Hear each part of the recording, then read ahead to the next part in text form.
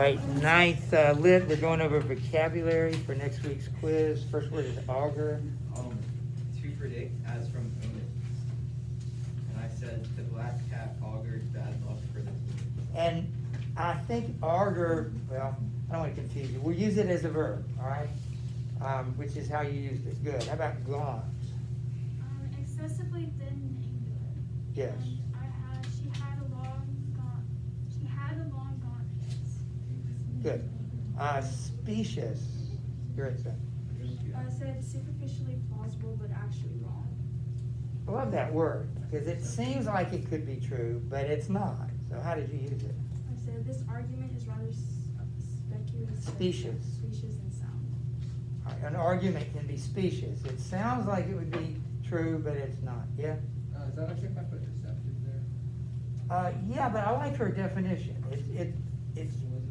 It says I'm paraphrasing. Read it. Just Superficially plausible, but actually wrong.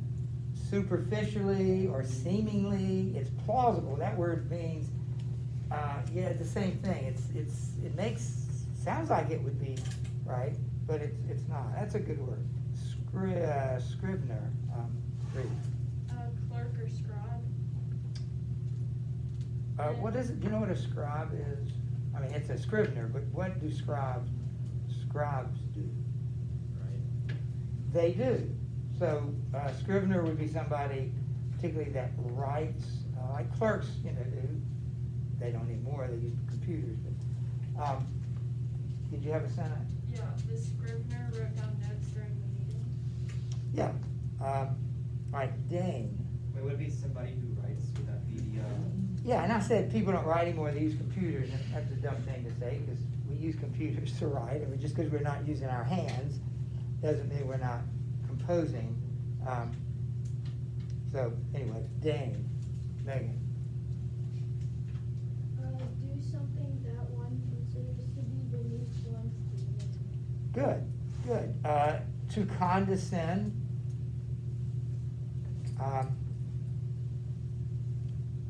Reluctantly. So it means that you're playing with kids, so you get down on the floor and you whatever they play blocks, you deign to, you're kind of literally lowering yourself to be on their level. That's what that means. Construe, Ian. I said to interpret someone or something. Yeah. I mean,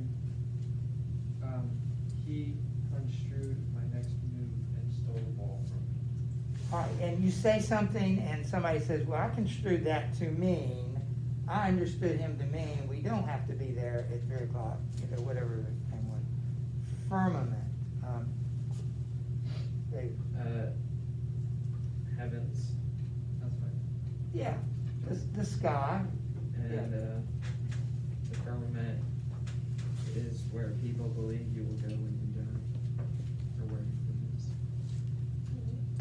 Okay.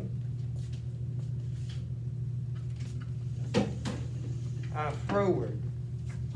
Habitually disposed to disobedience and opposition.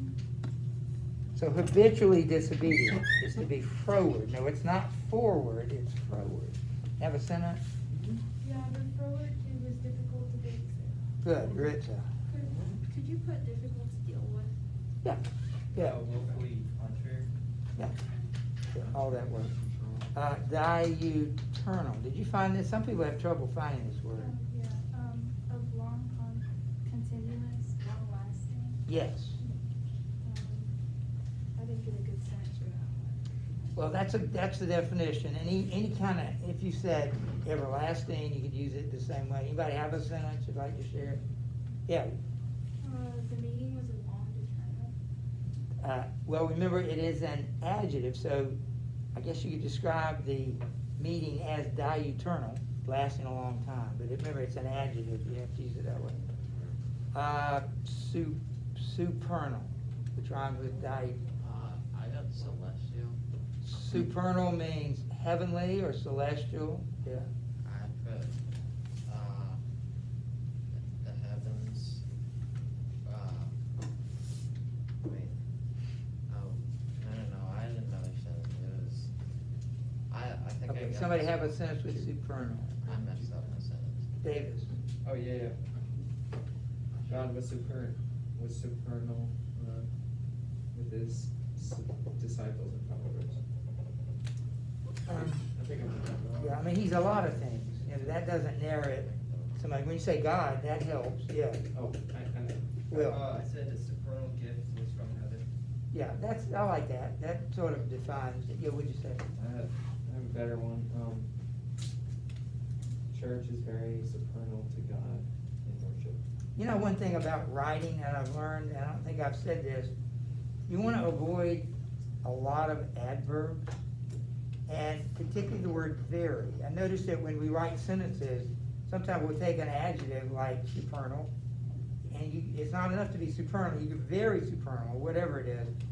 That's usually unnecessary. The word itself carries that meaning, so just as a tip for writing, there's certain things you need to leave out, and a lot of adverbs, you want to avoid adverbs. You don't want to overdo them, and you definitely, there's some like the word very you want to not use very often. Somber is that. Dull, gloomy, dark. Yeah. Um, Senate? There was a somber note in his voice that was frightening. Okay. Discernment, Mallory. Oh, I didn't do it. Okay, sorry. Oh. The ability to judge well. Did you hear it? The ability to judge well? Yes. Senate? The man had an astonishing lack of discernment. Good.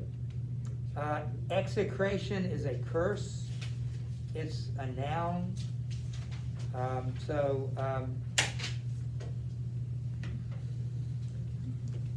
The adulteress received the execration, not execution, execration from the judge.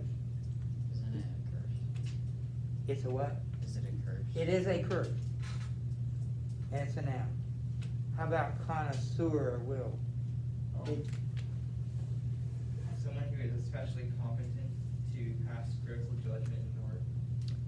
Did you say in art? Yeah. It can be art or food or wine. Usually, you can be a connoisseur, I guess, in anything. Like you're an expert in a particular field, but it usually involves matters of taste. You know, what were you gonna say? I was gonna say an expert judge in matter. And that taste means like that wallpaper just doesn't look good. You know, it's not right or wrong. The wallpaper's not right or wrong, but it's just what do you like better? Whether you're you know, so that's why we usually say art, anything art or design or music or whatever. Yeah. I was gonna ask if I could do the next one. Well, okay, do it. Stormy, and the radar said the weather was tempestuous because the clouds looked angry. You know, that just reminds me, somebody might have the question, well, why can't you just use stormy? Why do you have to use tempestuous? Well, rather than being a negative thing, think about all the possible synonyms to words. That's what makes English so rich. I'm sure other languages are too, but English, you have maybe in some cases a dozen words that mean the same thing. So if you're writing, you don't have to say stormy all the time. You can use another word. That makes you a better writer. Plaintiff. I'm sorry. Plaintiff. I was trying not to say plaintiff. Ian. I got mournful or melancholy. Correct. And I said plaintive music is very depressing. Good. I don't want to confuse you. I'm about to do that. Do you know what a plaintiff is? I said that word, plaintiff. Yes. Isn't that like a witness or something? Well, it does involve a court. It's the person who brings the complaint in a civil case. Like, you're the defendant and you're being sued by the plaintiff. He's bringing the complaint or he's charging you with something. And so anyway, sounds like the same thing. Turbid. Yeah, Will. Thick or dense as smoke or cloud. Yeah. And the turbid fire rage. You ever look at a creek, like been in a creek or something, maybe even at the beach, but in a creek, like, and you stir up the bottom of the creek, and you can see to the bottom until you stir it up, and then it becomes all cloudy. That's turbid. That's another way to illustrate or see the word turbid. Corporeal. Reese. Relating to the body. Yeah. And I said she has corporeal cravings like hunger and thirst. Right. It's not this exact same word, but what is corporal punishment? It comes from the same word. You know what corporal punishment is? It's when they used to, in school, be able to spank you. That's corporal punishment. Do you know what a corpse is? Dead body. Yeah, but yeah, you're right, but it's a body, so all those words have something in common. I think there are two more. Team with a 2 E. Emma Shea, what'd you get?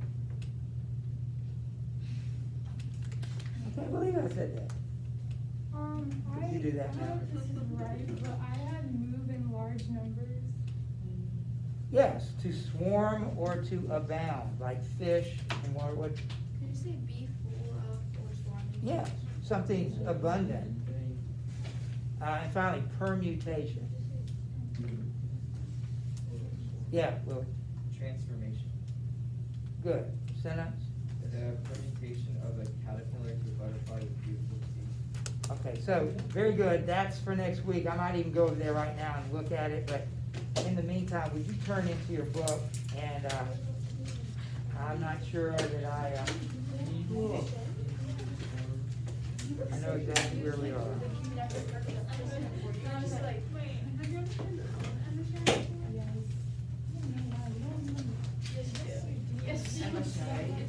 Are we at the top of page 73? Thank you. Bodily.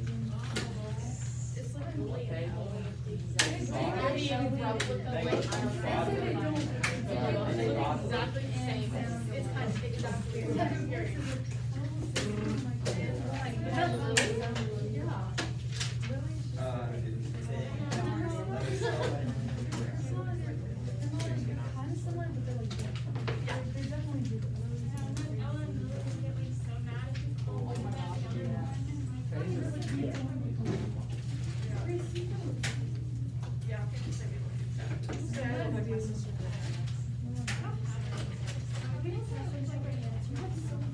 Yeah, you don't look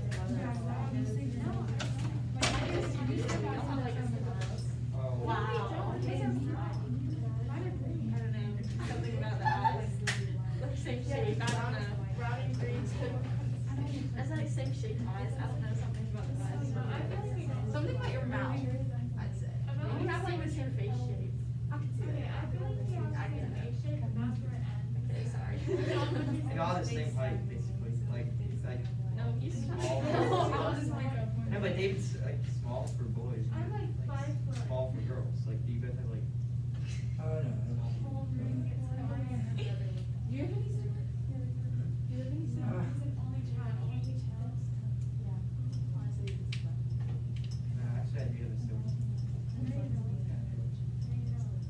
Yeah, I do. That face just said I it have a all. sister. She is in college. What are you saying? What are you saying? What do you say? All right, I just put it on the calendar for next Thursday, a week from today, the 22nd. Her name? Stephanie. You literally just made that up on the spot. It is not. It took you a second to think that. I don't talk to her much.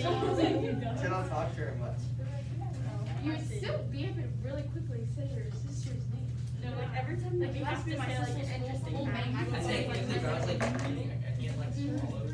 if you ask me my sister's name, I can say it in like 2 seconds. Sister's name? His name's Deanna I can say her full name. I didn't even think about it. No, I was even thinking about it. I was even thinking Stephanie. And she was All right, let's turn it, it's in the calendar. We're ready for next week, next Thursday, 1 week from today. You have 3 things, it looks like, on Wednesday. I don't know what, I saw some math in there, so might want to check that out for next week. We're on page 60. We've answered maybe the first 5 questions. So we're at the top of the page. Wait, page what? I'm sorry. we're at page 73, I don't know, it's line 61, sorry. Rachel, yeah, am I right with it? Okay. So I'm gonna read here. He tried to go, he's lost in the woods. He means he's wandered from God. He wants to get back to God. He sees God, or at least he sees where he is, heaven, and he starts up the mountain to get to God. What prevents him from reaching God? The three animals, but they represent sin. That's your problem in trying to relate to God. It's my problem. Sin prevents us unless we're saved. And even then, if you're in sin and you haven't confessed it or repented, your relationship with God's going to be hindered. Your prayers are going to be hindered. That's why you need to confess, repent daily. So he wants to get to God, but he can't because his sins are in the way. In line 61, it says, "Then as I stumbled headlong down the track, sudden a form was there, which dumbly crossed my path, as though grown voiceless from long lack of speech. And seeing it in that desert lost, have pity on me, I hailed it as I ran, whatever thou art, or very man or ghost." So he sees what looks like a ghost. It spoke, the ghost spoke. "No man, although once I once was man. My parents' native land was Lombardy, and both by citizenship were Mantuan. Sub Julio born, though late in time was I, and lived at Rome in good Augustus days, when the false gods were worshipped ignorantly. Poet was I, and tuned my verse to praise Anchises' righteous son, who sailed from Troy when Ilium's pride fell, ruined down ablaze. But thou, oh, why run back where fears destroy peace? Why not climb the blissful mountain yonder, and the cause and first beginning of all joy?" So he asked whoever this is, do you know who it is? It is Virgil. He asked Dante, "Well, why'd you come down? That's where you should be." And Virgil responds, Dante responds, "Canst thou be Virgil, thou that fount of splendor whence poured so wide a stream of lordly speech?" Said I, and bowed my awestruck head in wonder. "O honor and light of poets all in each, now let my great love stead me, and bent brow and long hours pondering all thy book can teach. Thou art my master and my author thou. From thee alone I learned the singing strain, the noble style that does me honor now. See there the beast that turned me back again. Save me from her," talking about the wolf particularly, "great sage. I fear her so. She shakes my blood through every pulse and vein. Nay, by another path thou needs must go, if thou wilt ever leave this waste," he said, looking upon me as I wept. "For lo, the savage," I think this goes, I'll keep reading. "The savage brute that makes thee cry for dread, lets no man pass this road of hers, but still trammels him till at last she lays him dead." So they understand he cannot go up the hill because of the beast. And so they've got to go another way. I wonder how he just showed up all of a sudden. Guess we'll find out. So, Valerie, do you mind reading vicious her nature is? They're talking about the wolf. Wait, what page is it? It's page 74, line 97. Vicious her nature is, and framed for ill. When crammed she craves more fiercely than before. Her raging greed can never forward its fill. With many a beast she mates, and shall with more, until the greyhound comes, the master hound, and he shall slay her with a sure-bright sword. Will not eat gold, nor yet devour the ground. Wisdom and love and power his food shall be. His birthplace between Feltro and Feltro found. Up to this point, who does the greyhound, is question number 6, who does the greyhound sound like? Jesus. And until he says, his birthplace between Feltro and Feltro found. Those are two places in Italy. So I think he's going to have a dual symbolism. One would be Christ, but one would be an earthly Italian leader. All right, because that's not Jesus. Jesus wasn't born in Feltro. Do you mind reading? Savior he'll be to that low Italy, for which Virulus and Nissus died, Turnus and chaste Camillus lowly. He'll hunt the wolf through cities far and wide, till in the end he hunt her back to hell, whence envy first of all her leash doth hide. But as for thee, I think and deem it will, thou take me for thy guide, and pass with me through an eternal place and terrible, where thou shalt hear despairing cries, and see long-parted souls, that in their torments dire howl for the second death perpetually. Next thou shalt gaze on those who in the fire are happy, for they look to not on high, in God's good time, up to the blissful choir. To which glad place, a worthier spirit than I must lead thy steps, if thou desire to come, with whom I'll leave thee then, and say goodbye. For the emperor of that high imperium wills not that I, once rebel to his crown, into that city of his should lead men home. Everywhere is his realm, but there his throne, there his city and exalted seat. Thrice blessed whom there he chooses for his own. Then I to him, poet, I thee entreat, by that great God, whom thou didst never know, lead on, that I may free my wandering feet from these snares and from wars, and I will go along with thee. St. Peter's gate to find, and those whom thou portrayest as suffering so. So he moved on, and I moved on behind. You read yours much better than I read mine. I don't know why I was having trouble getting through that. You read that well. Look at question number, I guess, 7. What relationship is established between Dante and the character Virgil, and why? There are really two answers for that. What's the relationship? What do they have in common? Both writers. They're both writers. Dante admires Virgil, adores Virgil, almost worships Virgil. But why else is he there? There seems to be another reason. To guide him. He's been sent there, and we'll find out about that in this next chapter. But he's sent there. Of course, where will he guide him? Through hell and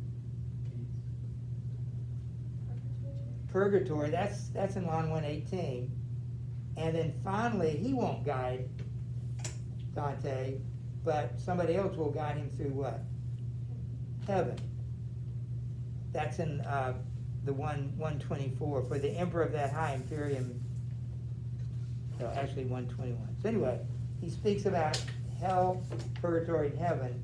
He's going to guide him through two of those places, and somebody else to the final one.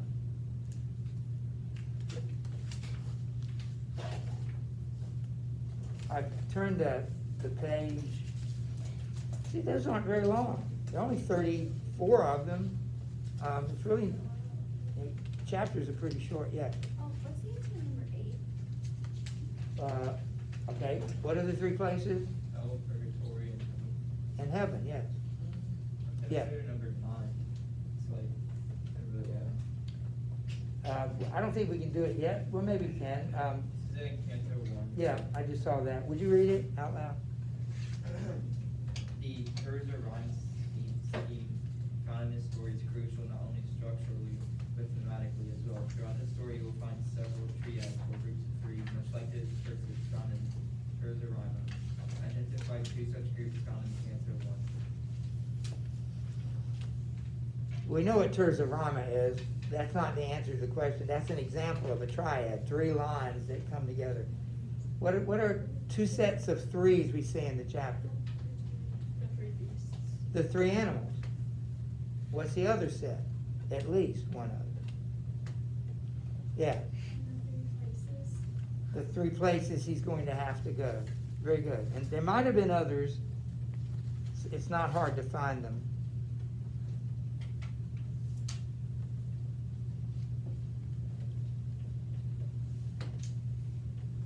All right, so we can move on to Canto 2. And Lauren, would you mind reading the story, and Jude, you can read to the bottom of the page the text. Oh, she'll start with the story first. On Canto 2. Wait, Two. I'm confused. Where do I read? Well, she's gonna read the story. Do you see that on there? Oh, yeah. And then Okay, I and you're gonna start- read the text. Day Okay, was go. the part. That's right. Oh, okay. Because you said the phone. Dante's attempts to climb the mountain has taken this whole day, and it is now Good Friday evening. Dante has not gone far before he loses heart and begins to make excuse. To his specious arguments, Virgil replies flatly, "This is mere cowardice," and then tells how Beatrice, prompted by Saint Lucy at the instance of the Virgin Mary herself, descended into limbo to entreat him to go to Dante's rescue. Thus encouraged, Dante pulls himself together and they stand off him. Specious arguments. What kind of arguments are those? Oh, what's that? Plausible but not. Very good, very good. All right, so here we go. Notice 24 hours have gone by. It took him all day to try to climb up the mountain, and he couldn't make it. So this is the next day. This is Good Friday. It says that on page 79 at the top, in case you're keeping up. So we'll start here. This is dusk, evening of Good Friday. Day was departing and the dusk drew on, loosing from labor every living thing save me in all the world. I alone must gird me to the oars, rough traveling, and pity's sharp assault on the heart, which memory shall record, unfaltering. Now, muses, now, high genius, do your part, and memory, faithful scrivener to the eyes. Here show thy virtue, noble as thou art. What's a faithful scrivener? What's a scrivener? Scribe.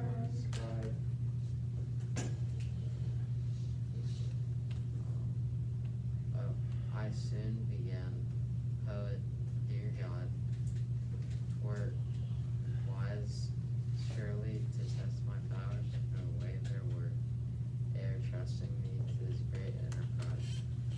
Thou sayest, the author of young Sylvius's birth, did to the world mortal go, clothed in the body of flesh you were on earth.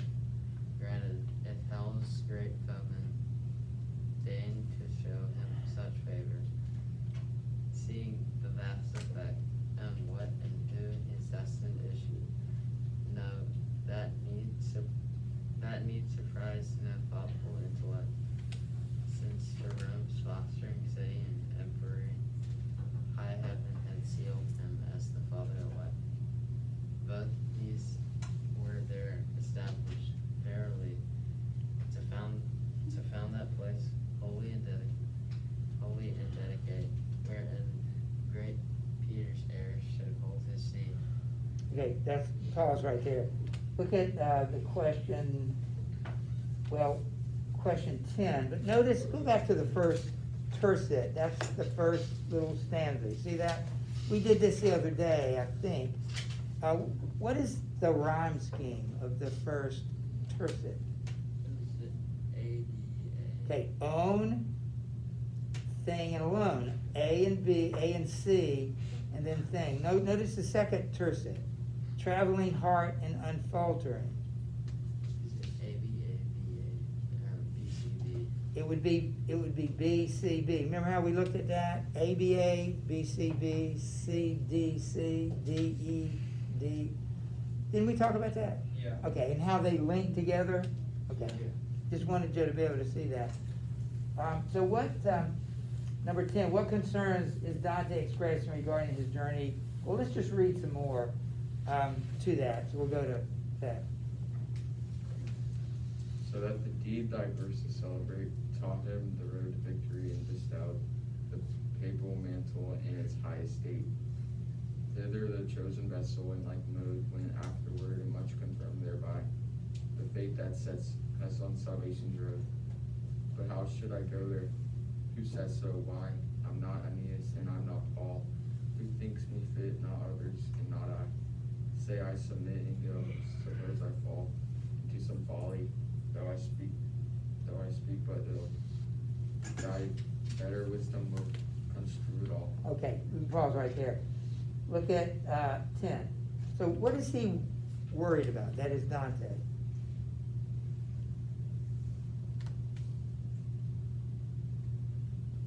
And on a trip, what's he worried about a trip? Yes, He said that he's like not fit for the journey. that's correct.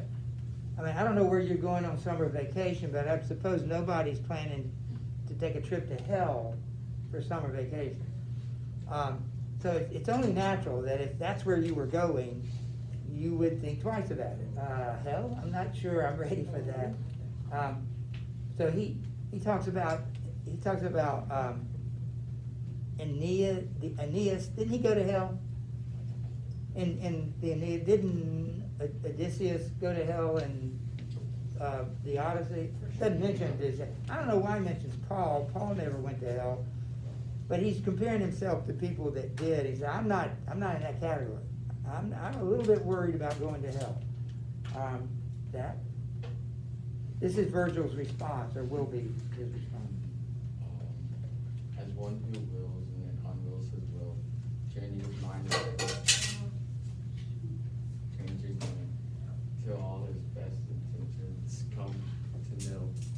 So I stood hovering in that moorland dim, while through fond rifts of fancy eased away the first twig possessed that filled me to the brim. If I have grasped what thou dost seem to say, the shade of greatness answered, these doubts breed from sheer black cowardice, which day by day lays ambushes for men, checking the speed of honorable purpose, and if like, as ships have seen, startle a shining steed. Okay, so what the question is still, well, we know that he's afraid to go because he's going to hell. I don't blame him. What is Virgil's response? Basically, you're a coward. He calls him a coward. He says these fears come from cowardice. What's wrong with being a coward? No one likes you. Really? I guess they would be. Do you know any cowards? I mean, this is a serious question. I know one. This is a serious question. Have you ever No. been around somebody who's so afraid? Oh, I can tell you exactly. Well, I don't name anybody I I know. won't name names. All right. So one time I was at Disney World, and this kid was like 14, and he was scared to ride the tower there. So, yeah, he's a coward. All right, although that was, I've never been to Disney World. At age 14, I'd have probably been that guy. Actually, I probably wouldn't at age 14. I'd have done it and then realized I wish I hadn't. Let's underline this. Lays ambush from, underline it. Lays ambush from men, it's line 46. Underline. Lays ambush for men, checking the speed of honorable purpose in mid-flight, as shapes half seen startle a shining steed. What's wrong with being a coward? I mean, other than people don't like you, what's wrong with it? You know, honorable. Yeah. Yeah? What else is wrong? Well, how does it hurt you? Like, You don't have yeah, it hurts your reputation, but why does it hurt you? confidence. You don't get to experience that. Yeah, I think both those go together. You're cheating yourself out of doing good things if you're afraid too much. So that's what he says, that cowardice checks the speed of honorable purpose. You're going to do something great and you're afraid to, so you don't do it. Yeah. Would you pick that up there, Rachel, where it says, well then? Well then, to rid thee of this foolish desire, hereby came and learned whose eloquence urged me to take my path to honor and life. While I was with the spirits whose dwell suspense, a lady summoned me, so blessed, so rare, I begged her to commend my diligence. Her eye outshone the firmament by far, as she began in her own gracious tongue, gentle and low as tongues of angels are. Of courteous, mantle and soul, whose skill and song keeps green on earth, a fame that shall not end, while morning rolls the turning spheres along. A friend of mine who is not fortune's friend is far beset upon the shadowy coast. Tears and snarls his fearful steps attend, driving his back, yea, and I fear almost have risen too late to help. For I was told such news of him in heaven, he's too far lost. By thou, go thou, lift up thy voice of gold, try every needful means to find and reach and free him, that my heart may rest consoled. Beatrice am I, who thy good speech beseech. Love that first moved me from blissful place, whither I fair return, now moves my speech. Lo, when I stand before my Lord's bright face, I'll praise thee many a time to him. Thereon she fell in silence, I replied apace. Okay, we'll stop right there. Let's look at question number 11. How is Dante chosen for this journey? I'm going to tell you the answer. We still have a little ways to go. In heaven, Mary, you know who Mary is? Mary, the mother of Christ. Mary saw that Dante was struggling. So Mary goes to somebody named Rachel, who's a saint. Rachel's a saint. Rachel is a saint in heaven, and Rachel goes to Beatrice. That's who was just talking, Dante's girlfriend. And so she's the one who decided to come down and get Virgil to help Dante. You see that? There are 4 people involved. Mary, Rachel, Beatrice, and Virgil. And so on Monday, we will see how that continues. Don't forget Thursday will be our quiz. Have a good weekend.